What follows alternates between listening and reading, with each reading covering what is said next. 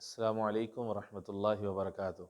नाज़रीन इकराम, सामिईन मोहतरम, आप अल-हुस्ना कुरान फ़ोरम के ज़ेर एहतमाम आओ कुरान सीखें के उन्वान से ऑनलाइन कुरान लर्निंग की एक क्लास अटेंड कर रहे हैं। नाज़रीन इकराम, इससे पहले 3 तमहीदी वीडियोज़ के अंदर कुरान मजीद की तफसीर और इसके मुताले के हवाले से क्या चीज़ें ज़रूरी हैं उनके ऊपर तफसील से बात हो चुकी है। और आज हम अल्हम्दुलिल्लाह जो कुरान मजीद की जो आखिरी सूरा है सूरतुन नास, वहाँ से कुरान मजीद के मुताले का आगाज़ कर रहे हैं। नाज़रीन इकराम, हमारा ये जो ऑनलाइन दरस कुरान या कुरान क्लास का जो प्रोग्राम है, ये दुनिया भर के जितने भी उर्दू समझने और बोलने वाले नाज़रीन हैं जो कुरान मजीद को सीखना चाहते हैं, कुरान मजीद का लफ्ज़ी तर्जमा के साथ पढ़ना चाहते हैं, ये उनके लिए बहुत ज़्यादा मुफीद है। और इसके साथ साथ ऐसे तमाम ख़वातीन व हज़रात जो कुरान मजीद को तजवीद के साथ नाज़रा पढ़ना और सीखना चाहते हैं, ये क्लास इंशाअल्लाह अज़ीज़ उनके लिए भी बहुत ज़्यादा मुफीद साबित होगी। नाज़रीन इकराम, मार्ज़ करता चलूँ कि हम इंशाअल्लाह अज़ीज़ हर सूरा की 2 वीडियोज़ बनाया करेंगे। जो पहली वीडियो होगी या जो पहली क्लास होगी, उसके अंदर हम कुरान मजीद का लफ्ज़ी तर्जमा उसके ऊपर फ़ोकस करेंगे और उसके साथ साथ उसकी लुग़वी तहक़ीक़ और उसकी नहवी और सरफ़ी तहक़ीक़ के ऊपर इंशाअल्लाह अज़ीज़ बात होगी। और उसी सूरा की जो दूसरी वीडियो होगी या जो दूसरी क्लास होगी, उसके अंदर हम उस सूरा से मुतल्लिक़ा तफ़सीर और इसके साथ साथ उसके अंदर अगर कोई फ़िक़ही मसाइल मौजूद हैं उसके ऊपर और उस सूरा या उन आयात के फ़ज़ाइल के ऊपर बात होगी। नाज़रीन इकराम, आप तमाम अहबाब से ये ख़ुसूसी दरख़्वास्त है कि जितने भी दोस्त और जितने भी हमारी माएँ और बहनें और दीगर मुअज़्ज़ज़ ख़वातीन व हज़रात हमारे इस प्रोग्राम से फ़ायदा उठाना चाहते हैं, उनसे दरख़्वास्त ये है कि वो अपने साथ कागज़ और कलम का एहतिमाम करके बैठें और अपने साथ अपने नोट्स जो हैं वो बनाते रहें। इंशाअल्लाह अज़ीज़ ये क्लास आप सब के लिए बहुत ज़्यादा मुफीद होगी। आगाज़ करते हैं सूरतुन नास से। सबसे पहले उसकी तिलावत करेंगे और उसके बाद फिर उसकी लुग़वी और नहवी और सरफ़ी तहक़ीक़ के ऊपर बात होगी। अऊज़ु बिल्लाहि मिनश शैतानिर रजीम। बिस्मिल्लाहिर रहमानिर रहीम। क़ुल अऊज़ु बिरब्बिन नास, मलिकिन नास, इलाहिन नास, मिन शर्रिल वस्वासिल खन्नास, अल्लज़ी युवस्विसु फ़ी सुदूरिन नास, मिनल जिन्नति वन्नास। सदक़ल्लाहुल अज़ीम। नाज़रीन इकराम, हम सबसे पहले जो तअव्वुज़ और तस्मिया है इसका लफ्ज़ी तर्जमा सीखेंगे और इंशाअल्लाह अज़ीज़ उसके बाद फिर सूरतुन नास के अल्फाज के ऊपर बात होगी। तअव्वुज़ से मुराद है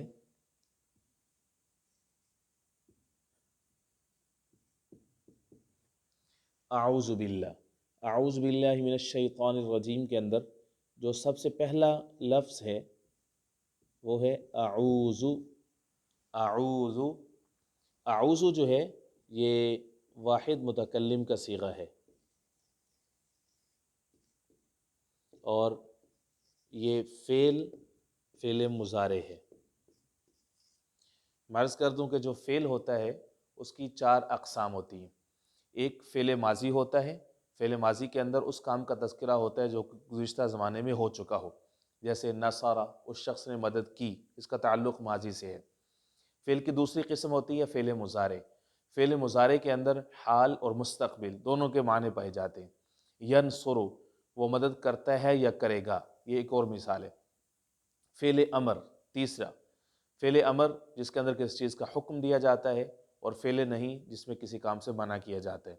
अऊज़ु जो है ये फ़ेल मुज़ारे है और वहाँ से भी वाहिद मुतकल्लिम का सीगा है जिसका मतलब है कि मैं पनाह चाहता हूँ।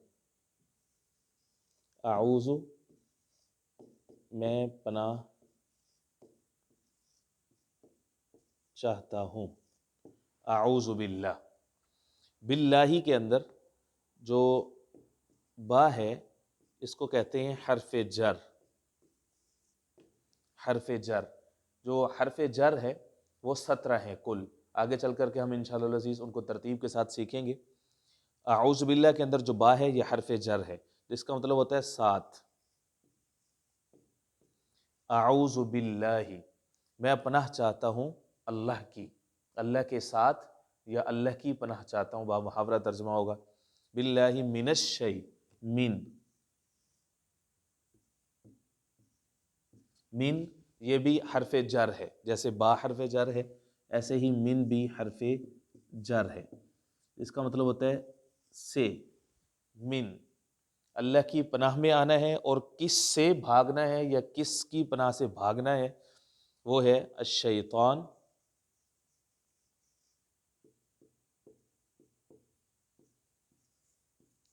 الرجیم.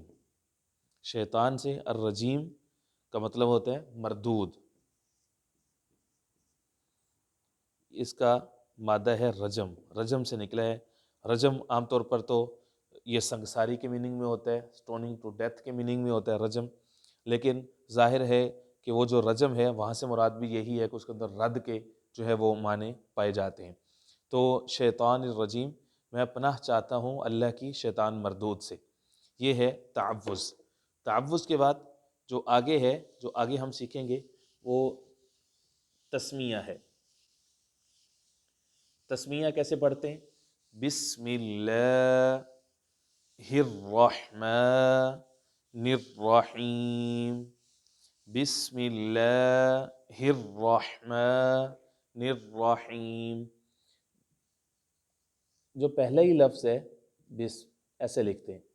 یہ اصل میں با جو ہے یہ الگ ہے، اور الگ کیا ہے؟ حرف جر ہے، جس کا تذکرہ اعوذ باللہ کے اندر ہو چکا ہے.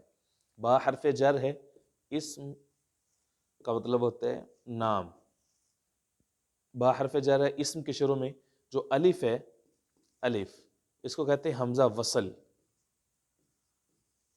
حمزہ وصل، حمزہ وصل کا مطلب یہ ہوتا ہے کہ وہ درمیانے کلام کے اندر وہ گر جاتا ہے. یعنی لکھنے میں تو آتا ہے، لکھنے میں تو ہم اس کو ایسے پڑھیں گے، اصل میں ایسے لکھا جاتا ہے، لیکن حمزہ وصلی ہے تو اس لیے اس کو گرا دیا. تو پھر عام طور پر آپ دیکھتے ہیں کہ نسخوں کے اندر ایسے لکھا ہوتا ہے بسم اللہ. بسم اللہ، اللہ کے نام کے ساتھ. الرحمن الرحیم، الرحمن اور الرحیم یہ دو صفات ہیں، اور جو اللہ ہے، لفظ اللہ ہے، یہ اصل میں اللہ جل شانہ کا اسم ذات ہے، اور اس کے بعد اس کی دو صفات ہیں، الرحمن اور الرحیم. سورہ الناس شروع ہوتی ہے، سورہ الناس کے شروع میں ہے قل. قل، یہ آپ کے سامنے وائٹ بورڈ پہ میں نے لکھا ہے قل. قل کو پڑھتے ہوئے محتاط رہنا ہے آپ نے. عام طور پر لوگ اس کو پڑھتے ہیں بغیر سیکھے پڑھتے ہیں قل، قل اعوذ. یاد رکھ لیجیے یہ بہت بڑی غلطی ہے، بہت بڑی غلطی ہے. عربی کے اندر معاملہ بہت زیادہ نازک ہوتا ہے. ہلکے سے زبر زیر کے فرق سے، اور ہلکے سے جو متشابہ الفاظ ہوتے ہیں جن کی آوازیں ایک دوسرے کے ساتھ مماثل ہوتی ہیں، ایسے حروف، ان میں اگر انسان غلطی کرتا ہے تو معنی کہاں سے کہاں چلا جاتا ہے. قل کو اگر ہم کل پڑھیں گے ایسے، کل جیسا کہ عام لوگ پڑھتے ہیں، دونوں میں فرق ہے. قل کا مطلب ہے کہہ دیجئے، فعل امر ہے، اور کل کا مطلب ہے تو کھا. اب دیکھیں قاف اور کاف کا کتنا فرق ہے. جو قاف ہے یہ جو ہے یہ حروف قلقلہ میں سے ہے. حروف قلقلہ 5 ہوتے ہیں جن کا مجموعہ ہے قطب جد، قاف، طا، با، جیم، دال. ان کو قلقلہ اس وجہ سے کہتے ہیں کہ جب یہ پروننسیٹ ہوتے ہیں یا پڑھے جاتے ہیں تو اس وقت ان کے اندر ایکو ساؤنڈ ہوتی ہے، یعنی گلے کے اندر ہلکی سی وائبریشن ہوتی ہے. تو یہ قاف ہے، قاف، کاف نہیں ہے، مکے والی کاف نہیں ہے بلکہ قاف ہے. قل، قل، قل اعوذ برب الناس، قل اعوذ برب الناس. یہ جو قل ہے یہ عربی کا جو مصدر ہے القول، القول، یہاں سے یہ فعل امر ہے، فعل امر قل. جیسا کہ میں عرض کر چکا ہوں کہ فعل کی 4 قسمیں، مرکزی 4 قسمیں، فعل ماضی ہے، فعل مضارع ہے، فعل امر ہے، اور فعل نہیں ہے. یہ جو قل ہے یہ اصل میں فعل امر ہے، جس کا مطلب ہوتا ہے تو کہہ. چونکہ اللہ جل شانہ آقا کریم علیہ الصلوۃ والسلام کو اپنے نبی کو فرما رہے ہیں کہ تو کہہ، تو ہم بطور امتی ادب کے طور پر یہ کہیں گے آپ فرما دیجئے قل اعوذ، اعوذ کے اوپر بات ہو چکی ہے اعوذ باللہ من الشیطان الرجیم کے اندر، کہ اعوذ جو ہے دوبارہ دہرا دیتا ہوں، واحد متکلم کا صیغہ ہے، فعل مضارع ہے، اور اس کا مطلب ہے میں پناہ چاہتا ہوں یا میں پناہ مانگتا ہوں۔ اعوذ برب الناس، با پھر حرف جر ہے، اور الناس، الناس کا مطلب ہے انسان، اس کو شروع میں چونکہ الف لام ہے تو اس لیے اس کا مطلب ہم کریں گے تمام انسان۔ کہہ دیجئے میں پناہ چاہتا ہوں اس رب کی جو کہ تمام انسانوں کا رب ہے، سب انسانوں کا رب ہے، رب الناس۔ آگے چلتے ہیں، ملک الناس، ملک الناس، ملک الناس۔ اب دیکھ رہے ہیں کہ میں غنہ کر رہا ہوں اس کے اوپر، نون مشدد اور میم مشدد پہ غنہ ہوتا ہے، یہ نون مشدد ہے تو اس لیے اس کو جب پڑھیں گے ملک الناس، غنہ کہتے ہیں کہ ناک میں کچھ دیر کے لیے آواز کو روک کر کے رکھنا، تو اس کو کہتے ہیں غنہ، نیزل ساؤنڈ جو ہوتی ہے، تو اس کو بغیر غنے کے نہیں پڑھنا ہے، ملک الناس نہیں پڑھنا ہے بلکہ ملک الناس۔ ملک کا مطلب ہوتا ہے بادشاہ، بادشاہ۔ میں پناہ چاہتا ہوں اس اللہ کی، اس ذات کی جو کہ سب انسانوں کا رب ہے، اور ملک الناس، اور انسانوں کا وہ بادشاہ ہے، انسانوں کا وہ بادشاہ ہے ملک الناس۔ اور وہ اس کا مزید تعارف کیا ہے؟ الہ الناس، وہ انسانوں کا معبود بھی ہے، رب الناس، ملک الناس، الہ الناس، یہ اللہ کی صفات بیان ہو رہی ہیں، الہ الناس۔ قل اعوذ برب الناس، ملک الناس، الہ الناس۔ پہلی 3 آیات میں تذکرہ ہے اللہ جل شانہ کا، اس رب کا کہ جس سے انسان پناہ چاہتا ہے، جس کے پاس آنا چاہتا ہے، اور اس کے بعد پھر آگے تذکرہ ہے اس شیطان کا کہ جس سے انسان بھاگتا ہے اور جس سے وہ بھاگنا چاہتا ہے، اور وہ کون ہے اور وہ کیسے ہے؟ من شر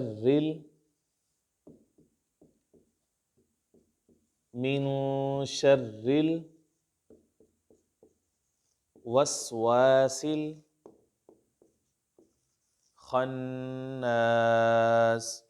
من شر الوسواس الخناس۔ یہ آپ دیکھ رہے ہیں کہ نون کے اوپر میں غنہ کر رہا ہوں، من کی جو نون ہے اس کے اوپر میں غنہ کر رہا ہوں، کیوں؟ کیونکہ نون جو ساکن ہوتی ہے، نون ساکن اور نون تنوین کے تجوید کے اندر قواعد ہوتے ہیں، کچھ اصول ہوتے ہیں، تو یہاں پر کون سا رول اپلائی ہو رہا ہے؟ یہاں پہ ہو رہا ہے اخفا، اخفا مع الغنہ۔ اخفا مع الغنہ کا مطلب یہ ہے، اخفا کہتے ہیں ہائیڈنگ، آواز کو چھپانا، تو جب من کے بعد شین آ رہی ہے تو اب ہم کیا کریں گے؟ یہاں پہ اخفا کریں گے، من شر، تھوڑا سا اس کو روکیں گے آواز کو ناک کے اندر۔ نون ساکن اور نون تنوین کے 4 صورتیں میں آپ کو بتا رہا تھا کہ اگر اس کے بعد حرف حلقی آئے، نون ساکن نون تنوین کے بعد حروف حلقیہ میں سے کوئی آئے، حروف حلقی 6 ہوتے ہیں، حمزہ ہا، عین ہا اور غین خا، اگر حروف حلقیہ میں سے اگر کوئی آتا ہے تو وہاں پہ اظہار ہوتا ہے اور بلا غنہ ہوتا ہے۔ اظہار سے مراد یہ ہے کہ آواز کو بالکل صاف پڑھنا ہے، ناک میں نہیں لے کے جانا، اور غنہ بھی وہاں پہ نہیں کرنا آپ نے۔ اور دوسری صورت ہوتی ہے کہ اس ادغام ہو رہا ہوتا ہے۔ ادغام کب ہوتا ہے؟ جب نون ساکن اور نون تنوین کے بعد حروف یرملون آ جائیں۔ یرملون کون سے ہیں؟ اسی لفظ سے ظاہر ہے، یا، را، میم، لام، واو، نون۔ اگر یہ آ جائیں نون ساکن اور نون تنوین کے بعد تو وہاں پہ ادغام ہوگا، اور ادغام کی بھی پھر 2 صورتیں ہیں، ان میں سے یہ 6 حروف ہیں یرملون کے، ان میں سے 4 میں ادغام ہوگا غنہ کے ساتھ، اور 2 میں ادغام ہوگا غنہ کے بغیر۔ یہ آگے جیسے جیسے صورتیں مختلف آیات آتی جائیں گے تو اس میں ہم ان رولز کو اپلائی جو ہے وہ کرتے جائیں گے۔ تو نون ساکن نون تنوین آئے جب کسی بھی آیا مبارکہ کے اندر، تو یا تو وہاں پہ ادغام ہو رہا ہوگا، یا وہاں پہ اظہار ہو رہا ہوگا، یا وہاں پہ ایک اور صورت ہے اقلاب ہو رہا ہوگا۔ اگر نون ساکن نون تنوین کے بعد با آ جائے تو وہ جو با ہے اس کو میم میں کنورٹ کر دیتے ہیں، اس کو چینج کر دیتے ہیں۔ اقلاب کا مطلب ہوتا ہے چینج کرنا۔ تو یہاں پر اخفا ہو رہا ہے، کیوں؟ کیونکہ نون ساکن نون تنوین کے بعد نہ تو حروف حلقی ہے، نہ ہی نون ساکن نون تنوین کے بعد یرملون ہے، اور نہ ہی نون ساکن نون تنوین کے بعد با ہے۔ اب ان حروف کے علاوہ کوئی بھی حرف آ جائے نون ساکن نون تنوین کے بعد تو وہاں پہ اخفا ہوگا، اور وہ غنہ کے ساتھ ہوگا، جیسا کہ نون ساکن کے بعد ابھی شین آ رہا ہے تو یہاں پہ ہم اخفا کر رہے ہیں۔ میں دوبارہ سے پڑھ دیتا ہوں، من شر الوسواس الخناس۔ من جو ہے یہ حرف جر ہے، جیسا کہ پہلے بھی گزر چکا ہے، حرف جر اس کا مطلب ہوتا ہے سے۔ کس سے پناہ چاہ رہے ہیں؟ شر، شر برائی، برائی سے پناہ چاہتے ہیں۔ کس کی برائی سے؟ وسواس، وسواس وسوسہ ڈالنے والا۔ جب اس کا آپ اردو ترجمہ پڑھیں گے تو وسوسہ ڈالنے والا ترجمہ پڑھیں گے، اصل میں یہ مصدر ہے، لیکن شیطان چونکہ سر تپا وسوسہ ہی ڈالنے والا ہے تو اس کا نام ہی وسوسہ رکھتی ہے۔ وسواس وسوسہ ڈالنے والا، الخناس پیچھے ہٹنے والا، یہ انسان کے اوپر اٹیک کرتا ہے، اس کو پھنساتا ہے اپنے جال میں۔ جب انسان اللہ کی پناہ چاہتا ہے تو پھر پیچھے بھاگ جاتا ہے، انسان غافل ہوتا ہے تو پھر یہ دوبارہ سے حملہ آور ہوتا ہے۔ تو خناس اس لیے اس کو کہا گیا، جیسے سورۃ تکویر کے اندر بھی ہے فَلَا أُقْسِمُ بِالْخُنَّسِ الْجَوَارِ الْكُنَّسِ، تو وہاں پہ بھی خنس جو ہے وہ موجود ہے۔ خناس یہاں پہ شیطان کے لیے ہے، پیچھے ہٹنے والا۔ من شر الوسواس الخناس الذی، الذی جو ہے یہ اسم موصول ہے۔ اسم موصول اسماء موصولہ ہے جو آگے چل کر کے ہم مزید بھی موقع بے موقع پڑھتے جائیں گے۔ اس میں کچھ اسماء موصولہ مذکر کے ہوتے ہیں، مؤنث کے ہوتے ہیں، واحد کے ہوتے ہیں، جمع کے ہوتے ہیں۔ یہاں پہ جو الذی ہے یہ اسم موصول ہے، واحد ہے اور مذکر ہے، بس یہاں پر صرف اتنا یاد رکھ لیجئے۔ اسم موصول کلام کو ملانے کے لیے آتا ہے۔ یوسوسو، یوسوسو، جیسا کہ میں اوپر بتا چکا ہوں الوسواس یہ مصدر ہے، اور مصدر سے آگے فعل نکلتے ہیں۔ یوسوسو جو ہے یہ اسی سے نکلا ہوا ہے، اور یہ فعل ہے فعل مضارع۔ فعل مضارع، فعل مضارع حال کا معنی بھی دیتا ہے، پریزنٹ کا بھی، اور مستقبل کا معنی بھی دیتا ہے، فیوچر کا بھی۔ الذی یوسوسو، جو وسوسہ ڈالتا ہے یا ڈالے گا یا ڈالتا رہے گا، یوسوسو فی صدور الناس۔ فی یہ بھی حرف جر ہے۔ اب تک ہم کچھ حروف جارہ پڑھ چکے ہیں، من پڑھ چکے ہیں، ہم با پڑھ چکے ہیں، یہ فی ایک اور حرف جر آ رہا ہے۔ فی حرف جر ہے جس کا مطلب ہوتا ہے میں۔ الذی یوسوس فی صدور الناس، الذی جو، یوسوس وسوسہ ڈالتا ہے، فی کا مطلب ہوتا ہے میں، کس چیز میں وسوسہ ڈالتا ہے؟ صدور الناس، صدور، صدور جو ہے یہ صدر کی جمع ہے، صدر کا مطلب ہوتا ہے سینہ۔ صدور الناس، صدور یہ میں آپ کے سامنے لکھ رہا ہوں، صدور الناس، صدور الناس، صدور الناس۔ صدور جمع ہے صدر کی، صدر کا مطلب ہوتا ہے سینہ، ناس کا مطلب ہوتا ہے انسان، یہ پہلے گزر چکا ہے۔ جو وسوسہ ڈالتا ہے لوگوں کے دلوں میں، یوسوس فی صدور الناس۔ اگلی آخری آیت آج کے درس کی، من الجنۃ والناس، جو طاقتیں وسوسہ ڈالتی ہیں انسان کے دل کے اندر، انسان کے سینوں میں، فرمایا کہ وہ چاہے جنات میں سے ہو، من سے، جن جنات، یا انسانوں میں سے ہو۔ جہاں سے بھی کوئی بھی چیز انسان کے دل میں ایسی آتی ہے جو اس کو اللہ سے دور کرتی ہے تو اس شر سے انسان سورہ ناس کے ذریعے سے جو ہے وہ پناہ مانگتا ہے۔ ناظرین اکرام، یہ تھی ہماری آج کی کلاس جس میں ہم نے سورۃ الناس کا ایک جائزہ لیا، اس کی لغوی، صرفی اور نحوی تحقیق کے اوپر تھوڑی گفتگو کی اور اس کے لفظ ترجمے کے اوپر فوکس کیا۔ انشاءاللہ العزیز اسی سلسلے کی جو اگلی کلاس ہے یا جو اگلی ویڈیو ہے اس میں ہم سورۃ الفلق کا اسی انداز میں ترجمہ، اس کے لغوی اور نحوی اور صرفی تحقیق کے اوپر بات کریں گے، اور پھر اس کے بعد جو اگلی ویڈیو ہوگی اس میں ہم ان دونوں صورتوں کی تفسیر اور ان کے فضائل کے حوالے سے انشاءاللہ العزیز بات کریں گے۔ آپ سب سے درخواست ہے کہ آپ سب اپنے نوٹس اسی طرح سے بناتے رہیں اور اسی طرح سے جو ہماری ویڈیو ہے اس کو لائک کریں، شیئر کریں، سبسکرائب کریں، تاکہ ہمارے آنے والی جتنی کلاسز ہیں ان کی ویڈیوز ہیں وہ آپ تک سب سے پہلے پہنچتی رہیں۔ والسلام، دعاؤں کی خصوصی درخواست۔ اللہ حافظ۔